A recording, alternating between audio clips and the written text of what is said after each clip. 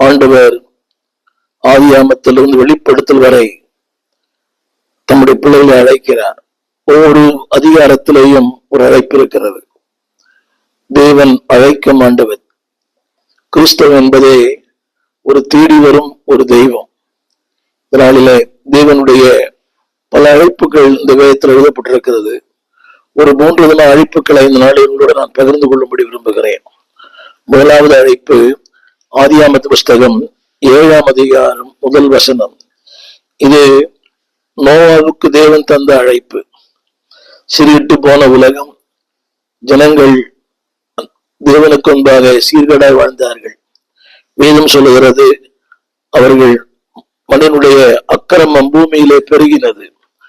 அவனுடைய இதயத்தின் நினைவுகளின் தோற்றமெல்லாம் நித்தமும் பொல்லாதவர்களாய் இருந்தது என்று கர்த்தர் கண்டார்.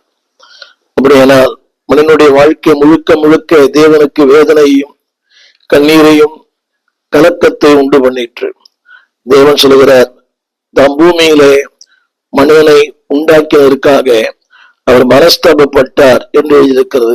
அவருடைய பார்வைக்கு விசனமாய் இருந்தது.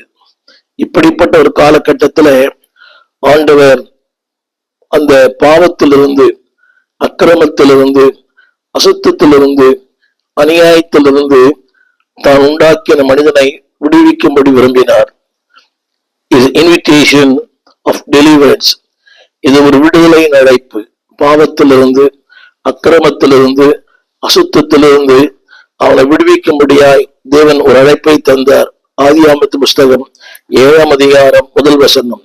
கர்த்தர் நோவாவை நோக்கி, நீயும் உன் வீட்டார் அனைவரும் பேழைக்குள் பிரவேசியுங்கள்.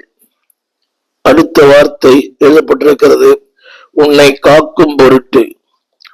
அன்பானவர்களே, ஒரு மிகப்பெரிய அழிவு, ஒரு மிகப்பெரிய ஜலப்பிரவாகம். ஆனால் தேவன் சொன்னார், நான் உன்னை காக்கும் பொருட்டு.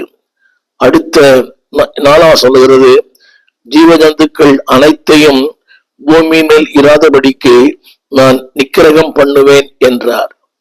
என் அன்பான தேவ பிள்ளையே, 6ஆம் வசனத்திலிருக்கிறது, 600 வயதான நோவாவையும் அவன் குடும்பத்தையும் வீட்டார் அனைவரையும் தேவன் சொன்னார், பேழைக்குள் பிரவேசியுங்கள்.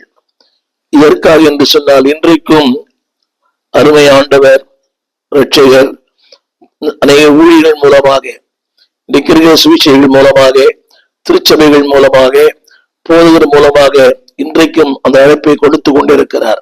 அந்த அழைப்பு என்ன? பாவத்திலிருந்து விடுதலை பெற,